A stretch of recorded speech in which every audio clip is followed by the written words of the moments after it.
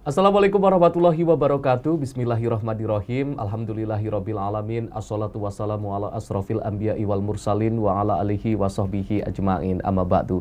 Pemirsa Sinpo TV dimanapun Anda berada, bagaimana kabarnya Anda hari ini? Semoga selalu sehat dan insya Allah selalu dalam lindungan Allah Subhanahu wa Ta'ala. Puji syukur kehadirat Allah Subhanahu wa Ta'ala. Alhamdulillahirabbil alamin. Pada pagi hari ini saya Arif Rifai bisa kembali menemani dan juga menjumpai pemirsa Sinpo TV semuanya dalam acara Islam Penuh Cinta, Penyejuk Hati, Penyegar Iman. Salawat beserta salam semoga tetap tercurah limpahkan kepada junjungan kita Nabiyana wa Rasulana Muhammad Sallallahu Alaihi Wasallam yang kita nantikan syafaatnya kelak di yaumil qiyamah, dan semoga kita termasuk dalam umatnya yang senantiasa istiqomah dalam menjalankan sunnah-sunnahnya. Pemirsa Sinpo TV, seperti biasa saya tidak sendiri karena hari ini kita sudah ditemani oleh Bapak Ustadz Ahmad Haris Riswanto. Assalamualaikum Pak Ustadz. Waalaikumsalam warahmatullahi wabarakatuh. Sehat Pak Ustadz? Alhamdulillah sehat. Mas Arif gimana? Alhamdulillah sehat dan juga semangat Pak Ustadz. Amin, harus selalu semangat. Harus selalu semangat. Pak Ustadz, hari ini kita akan membahas tema terkait dengan membangun kualitas diri. Semuanya akan kita bahas secara tuntas dalam Islam Penuh Cinta, Penyejuk Hati, Penyegar Iman. Pemirsa, bagaimana membangun kualitas diri berdasarkan ajaran Islam, ini yang akan langsung dijelaskan oleh Bapak Ustadz Ahmad Haris Riswanto. Kami persilahkan Pak Ustadz. Baik, terima kasih Mas Arif. Assalamualaikum warahmatullahi wabarakatuh. Waalaikumsalam warahmatullahi wabarakatuh. Alhamdulillahi rabbil alamin. Wassalatu wassalamu ala sayyidina wa maulana Muhammadin wa ala alihi wa ashabihi ajma'in, amma ba'du. Saudaraku pemirsa Sinpo TV dimanapun berada, juga Mas Arif, semoga Allah terus menganugerahkan kasih sayang dan rahmahnya untuk kita semuanya. Amin ya rabbal alamin. Di kesempatan yang berbahagia ini kita akan berbincang tentang bagaimana membangun kualitas diri kita. Karena memang Allah Subhanahu wa Ta'ala yang dinilai dari kita umatnya ini, hambanya ini adalah kualitasnya. Dari sisi ibadah yang dinilai adalah kualitasnya, bukan kuantitasnya.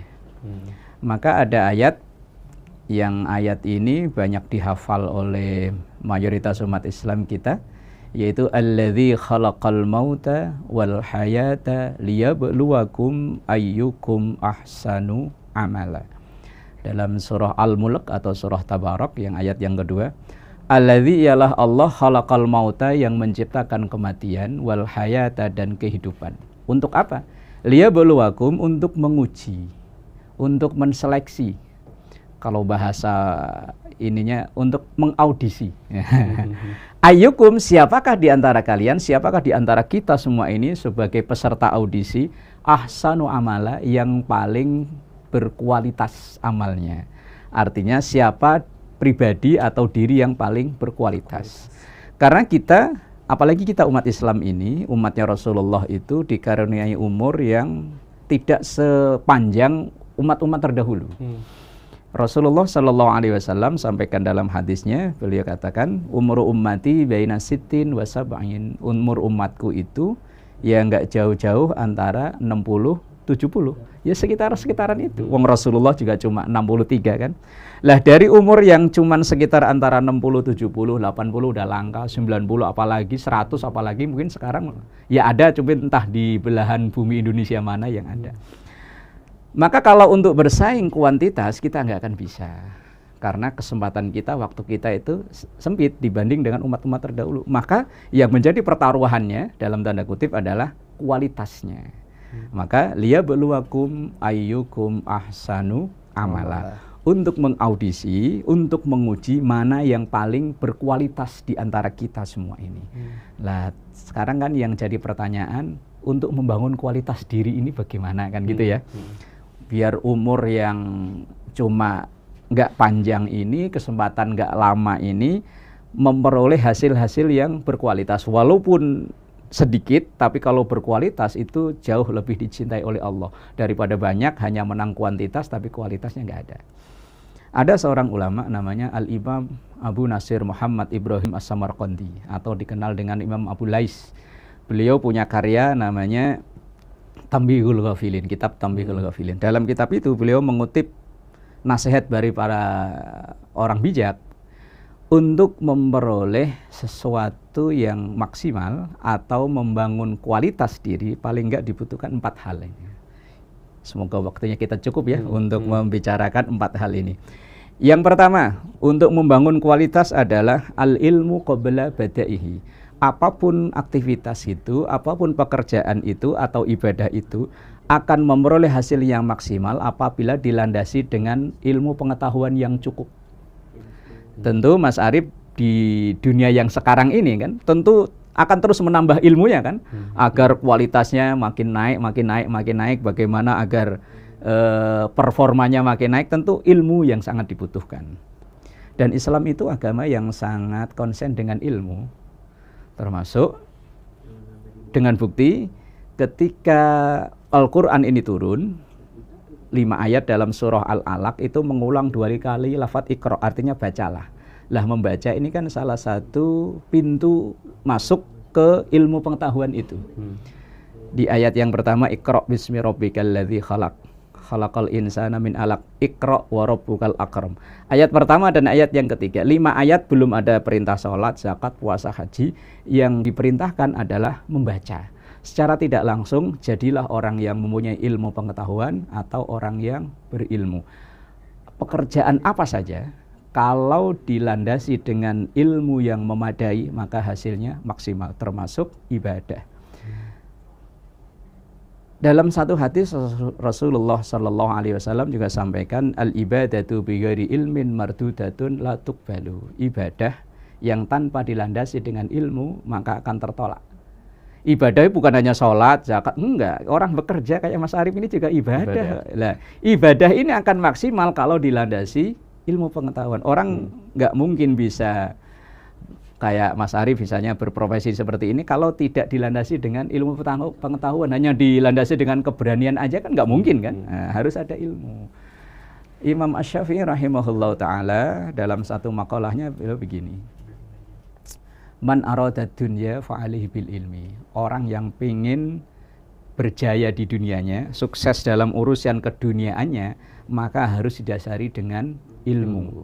Maka nggak ada istilah berhenti belajar, itu nggak ada.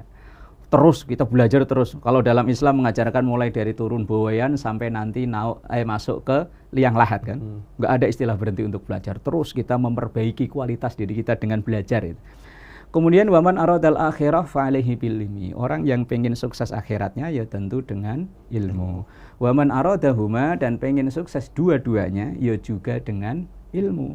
Maka yang pertama, membangun kualitas diri artinya dengan menambah khazanah ilmu pengetahuan. Dan ilmu pengetahuan itu dalam Islam sebetulnya tidak ada dikotomi, pemisahan antara ilmu agama dan ilmu umum. Semua itu saling keterkaitan. Seandainya umat Islam nggak ada yang mau mempelajari ilmu matematika umpama, ini ilmu dunia nggak mau, pokoknya ilmu yang agama aja. Kalau seandainya umat Islam nggak ada yang mempelajari ilmu matematika, maka ada beberapa ajaran agama yang tidak bisa dikerjakan. Misalnya ilmu faraid, ilmu bagi waris itu kan harus pakai matematika. Ilmu membagi zakat, zakat ini jumlahnya berapa, nisabnya berapa, nanti pembagiannya berapa. Nggak mungkin kalau nggak ada ilmu matematika. Maka ilmu itu saling keterkaitan. Contoh lain umpama, dalam kajian ilmu fikih itu ada hewan yang bangkainya tidak dihukumi najis, dinajis tapi dimaafkan, seandainya tetap nempel di baju, tetap sah buat sholat. Itu dengan catatan adalah hewan yang dalam tubuhnya itu nggak ada sistem peredaran darah yang mengalir. Lah, yang bisa mempelajari sistem peredaran darah yang mengalir dalam tubuh binatang ini kan para ahli biologi kan. Nah, makanya dalam Islam nggak ada dikotomi bahwa ilmu semuanya sama. Hanya mungkin kita ini bagi tugas. Ada yang belajar ilmu fikih, ada yang belajar ilmu biologi, ada yang belajar ilmu bahasa, macam-macam bagi tugas. Tapi niatnya sama, untuk membangun Islam yang ya'lu wala yu'la alaih. Dan kita akan berprestasi di bidang kita apabila kita memang istiqomah dengan keilmuan itu. Artinya terus menambah pengetahuan. Kemudian yang kedua, Untuk membangun kualitas diri itu kata Imam Abu Nasir tadi setelah ilmu adalah an-niyatu fi mabda'ihi, niat yang baik. Karena dengan niat itu pekerjaan sama akan mempunyai nilai yang berbeda. Pekerjaannya sama persis, tapi niat yang berbeda akan punya nilai yang berbeda. Contoh Mas Arief begini, sama-sama Mas Arief misalnya mengeluarkan uang 1 juta. Kalau itu niatnya untuk bayar utang, itu nilai pahalanya wajib karena membayar utang hukumnya wajib. Kemudian lain waktu keluarkan 1 juta juga, tapi niatnya untuk sedekah. Misalnya ada pembangunan masjid, pembangunan mushola, atau mungkin untuk tetangga yang lagi butuh bantuan pendidikan anak-anaknya, kita bantu 1 juta, maka 1 juta yang kita keluarkan pahalanya sunnah karena sedekah hukumnya sunnah. Lain waktu, umpama Mas Arief punya adik, kemarin waktu pembagian rapot nggak naik. Nah, kemudian Mas Arief datang ke wali kelasnya atau ke guru kelasnya, Pak, masa adik saya nggak naik? Ini ada 1 juta, Pak. Pindahin ya, Pak, taikin, Pak. Hukumnya kan berubah lagi kan? Nah, sama-sama mengeluarkan uang 1 juta, tapi niatnya berbeda, maka akan menghasilkan yang berbeda. Maka niati yang baik. Kalau dalam hadis Nabi, ya innamal a'malu binniyat. Atau dalam kaidah fikih disebutkan al-umuru bimaqasidiha, bahwa segala pekerjaan itu hasilnya salah satunya dipengaruhi oleh niat. Saya katakan tadi pekerjaan sama bisa punya nilai berbeda kalau niatnya berbeda. Orang bekerja kayak Mas Arief, kayak kemudian semua yang kerja yang ada di muka bumi ini. Tapi kalau diniati ibadah, asal pekerjaan itu bukan pekerjaan haram, maka mulai dari berangkat mengawali kerjaan sampai nanti pulang ke rumah, maka semuanya bernilai ibadah. Kalau itu diniati ibadah.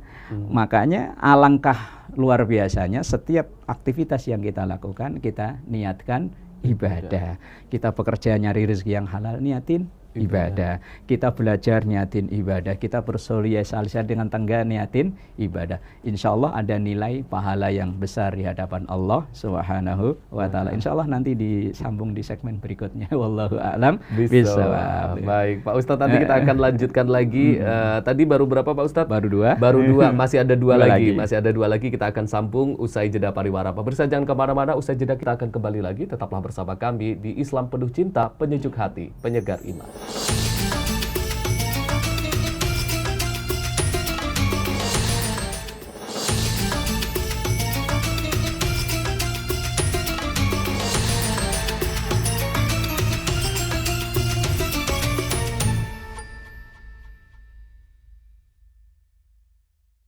Pemirsa, Anda kembali menyaksikan Islam Penuh Cinta, Penyejuk Hati, Penyegar Iman. Masih membahas tema kita pada hari ini terkait dengan membangun kualitas diri.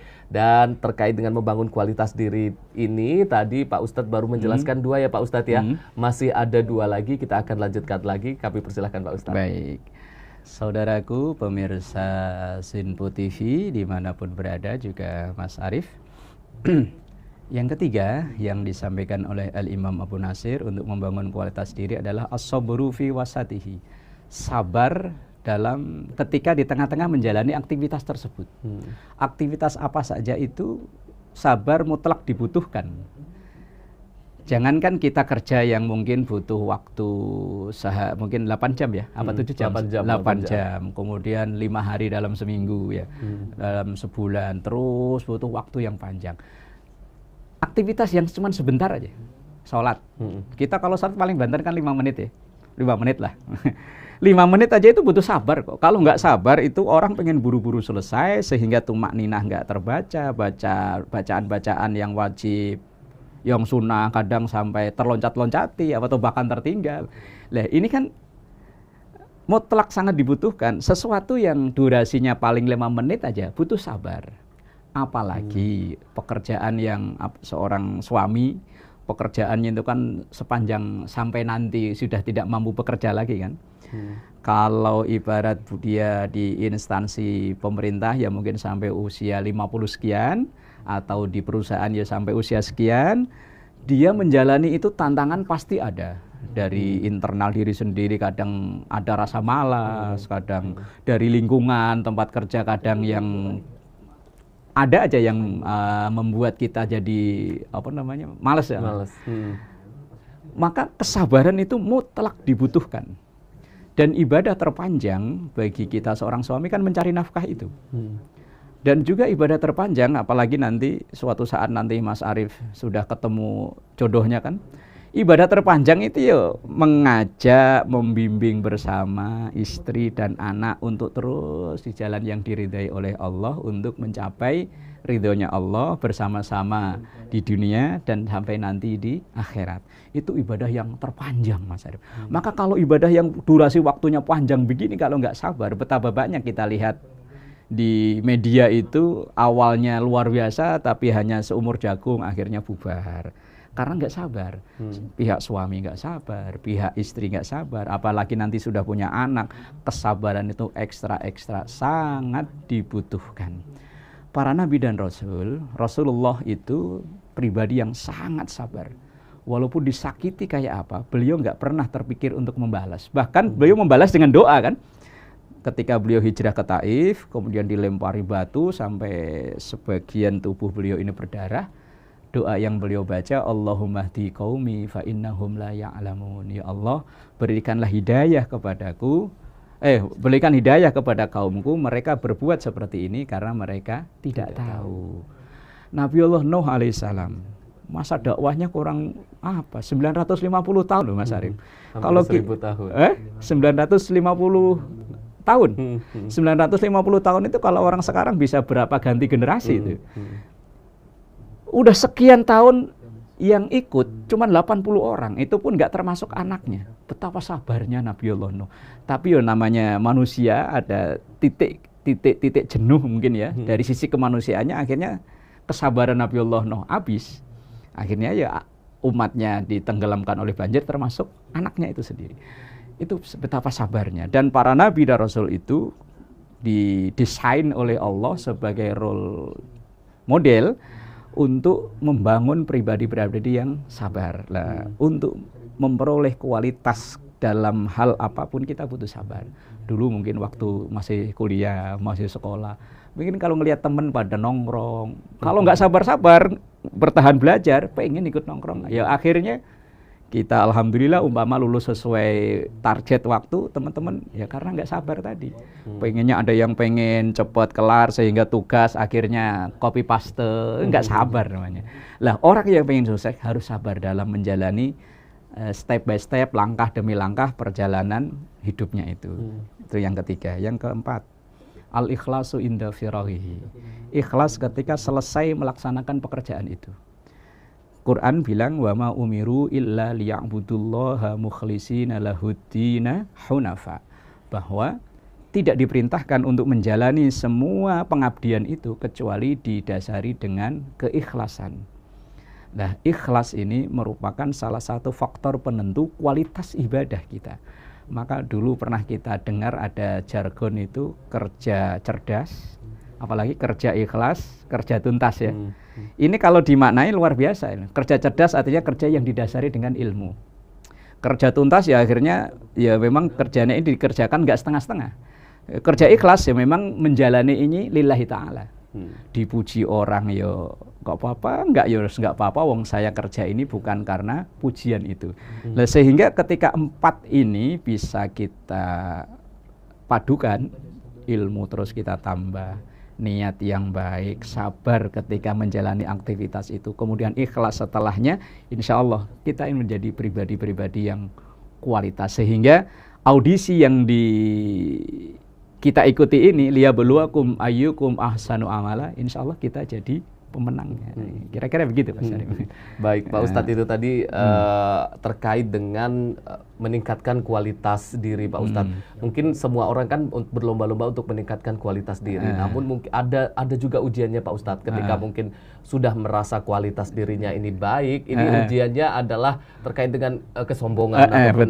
Padahal rendah hati itu kan tetap dibutuhkan ya Pak Ustadz. Nah, tips agar tetap rendah hati meskipun mungkin kita memang merasa boleh tidak sebenarnya merasa itu tuh Ustaz? Sebetulnya kita merasa puas itu ya boleh saja agar diri kita ini terlatih untuk bersyukur Mas.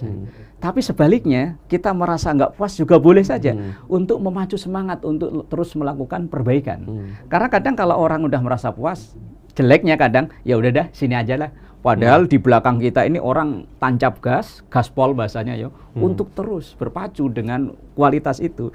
Jadi satu sisi merasa puas itu ya dibutuhkan untuk membangun pribadi syukur, tapi satu sisi juga perlu dikesampingkan dulu agar kita ini terus berpacu untuk meraih menjadi yang lebih baik lagi.